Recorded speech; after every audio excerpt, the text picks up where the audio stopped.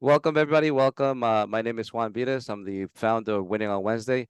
Winning on Wednesday is a platform that meets every Wednesday at 11 o'clock, and we are there to prioritize meaningful professional relationship and expand and grow your network. We encourage everybody to build the relationships, and I often say people do business who they know, like, and trust. And speaking of knowing, like, and trust, today I have a pleasure of introducing a board of advisors and one of my friends, Elliott Portman. Hello there, Juan. How you It's doing? my pleasure to be with you. Yeah, so you can quickly introduce yourself. Hi, I'm Elliott Portman. I'm an attorney licensed in the state of New York. My focus is commercial debt collection and judgment enforcement. I have a tagline: unpaid bills give me the thrills. I love that tagline. I always hear that all the time. So, Elliot, thank you so much for being on the show. And so tell us about yourself. Tell us where it all began. Where did you grow up? Where did, where were you born? Everything. Tell us the whole history of Elliot Portman. All right. Well, I was born in Brooklyn, like so many quality people were. But I really grew up in East Meadow in Nassau County. Uh, my parents moved us to the East Meadow house when I was 3 and went through the school system in East Meadow, graduated, well, a long time ago now. It was a very nice childhood, nice neighborhood, had a lot of friends I'm still friends with to today. And gee, I don't know what else there is to say. I had this normal childhood. Excellent, excellent. And what did you have any aspirations of being anything or like what did you want to be when you were little? Like as a professional? What did you have any ideas? When you're a child, you have all these ideas of what you want to be when you grow up. I had a number of different phases. I wanted to be an astronaut. That was the age of Mercury and Gemini going out into outer space. And I remember being in school, and when they had these launches, they would bring the TV in, and you would watch them because they were miraculous events that were taking place.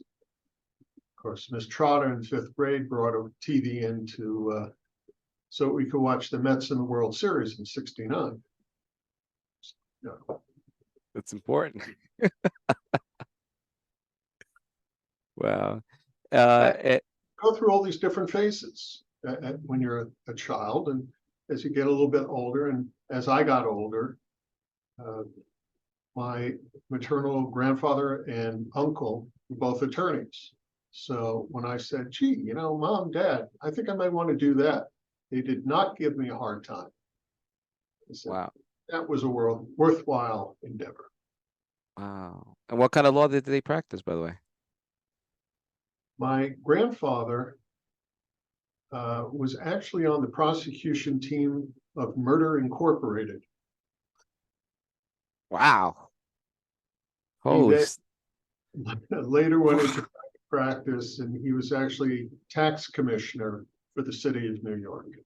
Wow. My uncle had a general practice firm in Mineola. He retired, went on to, he said, bigger and better things. Wow. That's amazing. That's I think a it was wow. to practice with him, but he retired beforehand. Wow. Wow. Wow. That's well. Well, you have a lot of experience in law now. That's in the family. So it runs in the blood, as they say, right? And did you have any hobbies or interests when you were little? When I was little, I loved playing sports. As far as just everything. I grew up playing soccer, which was kind of unusual for kids my age. Baseball, football. We used to play. We used to play football in the schoolyard, the local schoolyard, with 4 bicycles for the goal line. Oh, wow. It's good Good, fun. good times, good times. And do you have any hobbies now? I'm just curious. Do anything now besides unpaid bills? I leave that when I leave this office, I leave that behind. I go home, I pay my own bills. I don't have that worry. The things I do when I'm home, we just got a puppy. Okay. So from the time I get home, my wife says, "Tag, you're it." And Uh, I now spend all my time servicing the dog. yes, yes, we service our dogs. I recently got a dog. I never had a dog in my life. But my puppy now she's 5. I still call her my puppy because she's 5 years old. You know, she's still a puppy. I have a Shih Tzu. I think I showed it to her one time, right? It's the white little doggy. But yeah, I'm such a dog lover. I love dogs now. You know, I was a cat person before, and so I'm a former cat person. I still have a cat. We just got a kitten. You know, so but the dog and the cat tolerate each other, but you know, they're still not in good terms yet. So we'll find out. It takes time, I think. It does. We have Yeah. an older dog, not older, but 3 years old. And so we brought in his half brother, puppy. And the two of them are now figuring it out between them. If that's good. That's nice. This I'm sure they're gonna, you know, one's gonna say something eventually. They may put a claim. So anyway, uh, where'd you go to school? I mean, you went to what'd you major in school, or where did you go to school for? When I was graduating high school, uh, faced the same question everybody else does when they want to go further. It's, do you go to college? What college do you go to? Because what is it that you want to do? And I guess I was fortunate in that I had a goal, so I had a plan. And I had the opportunity to graduate college in 3 years because I knew I wanted to go to law school. And so I went to SUNY Brockport, which seems like an odd choice, but up near Rochester.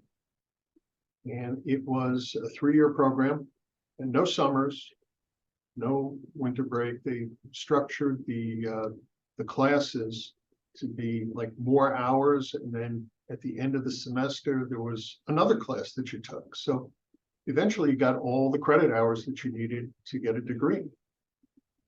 And I knew I wanted to go to law school, so I really took it seriously, got good grades, et cetera, et cetera. Had some fun. Actually met my wife there. Oh wow. A So little. how wow, wow. And how was your experience with law school? Law school is quite the trip. If you've never been, you should sit in on a class. You and I had the prior discussion about how people could experience law school. And somebody my age, I would say, look at the Paper Chase book or the movie. A more younger person, I would suggest Legally Blonde. Elle goes to Harvard Law School and kind of get that experience from her perspective. You have this auditorium, and the professor takes turns torturing different people in the auditorium. The Socratic method is a great teaching tool because it prepares you for one day you're going to be in front of a judge who's going to ask difficult questions, and you have to be able to master your emotions under pressure. It's like playing poker. I just say you gotta, you know, Maybe a little bit, yes. oh yeah, right. Maybe a little bit, right? One thing So that you hear, but you're not taught in law school, is if you have the facts, you pound the facts. If you have the law, you pound the law. If you don't have facts or law, you pound the table.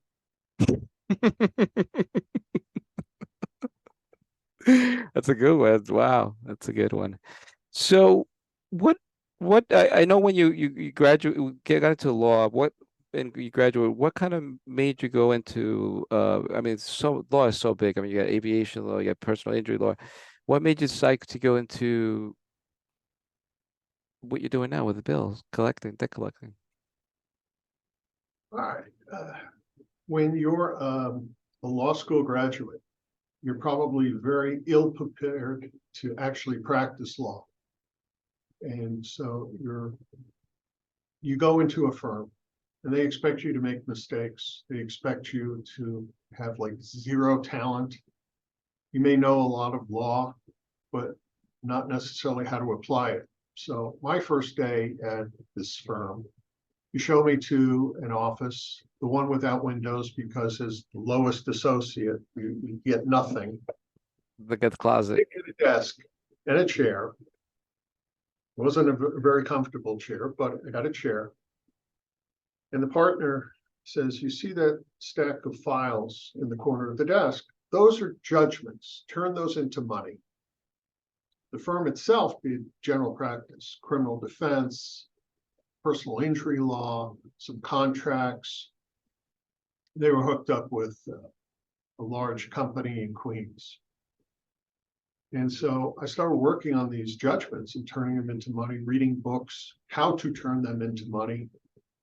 There's an actual toolbox in the civil practice law and rules in the New York law. And so I liked it. And so I left that firm and I went to a debt collection only firm, because I thought I liked it. It's now 35 years later, I still like it. And the journey went from one firm to another firm that did nothing but commercial collections, to another firm where I became a partner. And then I split off and did my own thing. Wow. Wow. And how I mean, it was, were you, I'm just curious, were you nervous when you went on by yourself on your own, or was that nerve-wracking a little bit? Or, I mean, talk about emotions, controlling your emotions. I mean, did you use the Okay. Socratic method? Did you use the Socratic method when you let? I was confident that I could make a go of it, Okay. but when you start your own thing, there's that ramping up where you're sitting at a desk and you have nothing to do, to the point where you've got the machine going.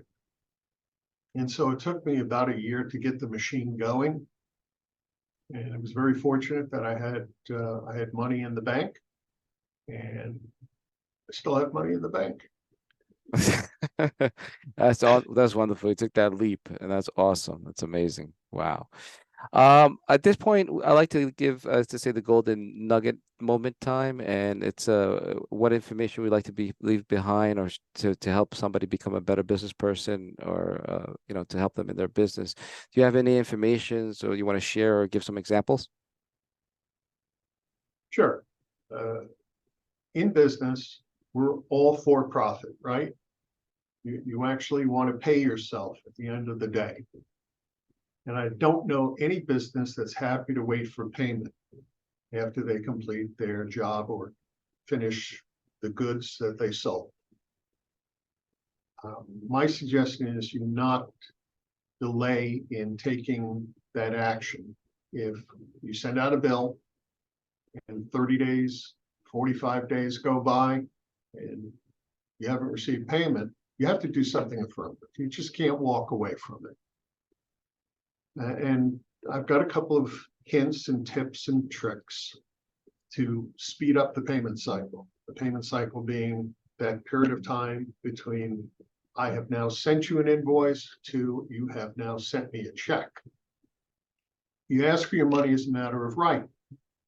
Don't apologize. You get on the phone with the customer and you say, hey, this thing is 60 days past due. I want my money. And there are a number of things that you can do to kind of avoid that scenario, because a lot of people are like very timid about calling for their money. And one of the things you have to remember is that's your money. And this is not a good customer if they're not paying you. because people say, oh, I don't want to alienate the customer. Like, they're not paying you. They owe you 10 grand. They're not a good customer. Think of all the labor, material that Time. you put into, right, Right. put into the thing that you did for this customer. You got to get paid. Otherwise, your business is going to get sucked down that drain too, where you can't pay your own bills. So,